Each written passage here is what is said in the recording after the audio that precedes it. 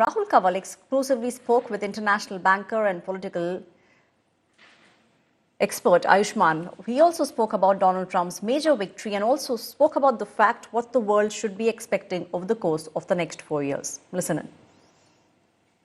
I want to go across now, live and exclusive to Washington, D.C. Joining us from there is investment banker, political strategist, and one of the very few people from India who were invited to the private functions of President Donald Trump. Anshuman Mishra now joins us. He in fact was part of a function right now which was going on in Washington, D.C. He stepped out specially to speak to our viewers on India Today television. Anshumanji, welcome. You know, you've been with the Trump team the last couple of days.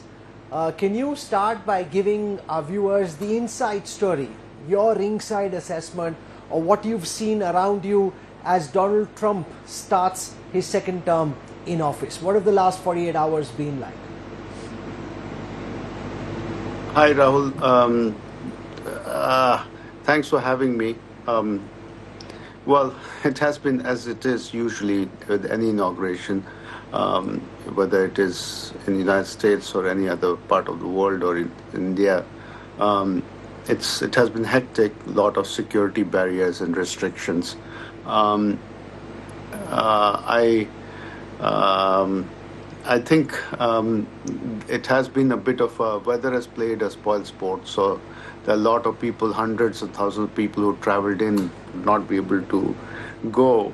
There is only select a few hundred. I think from India it's only Mr. Ambani and I don't know whether I haven't seen Dr. Jaishankar yet. Maybe he will be at the at the Capitol. But I don't think any of the diplomatic corps will be there because the event from being several 100,000 to now it's reduced to 200, 300 people only.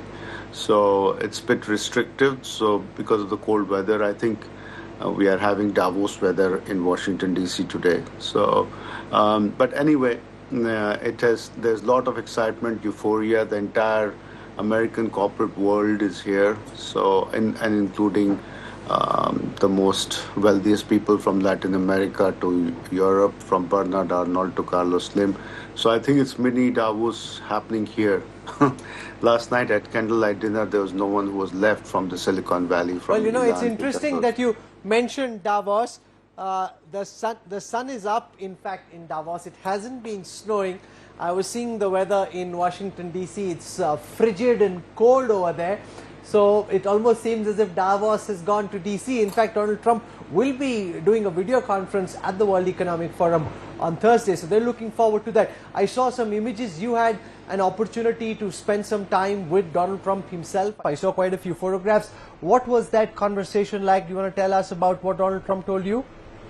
As you can tell, he has all there's so many issues on his mind. So I don't think we got into any substantive discussion other than thanking him for inviting us.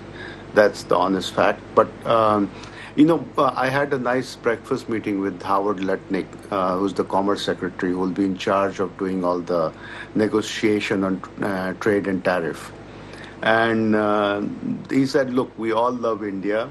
And they will do they will watch out for their interest.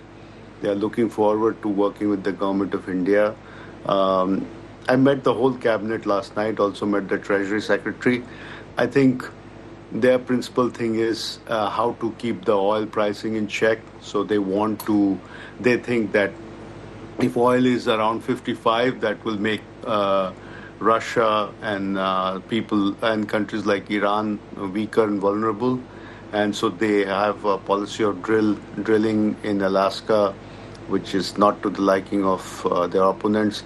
But their main focus is right now, as you'll say, when you wake up tomorrow morning, you'll see that he'll put military on the borders with Mexico.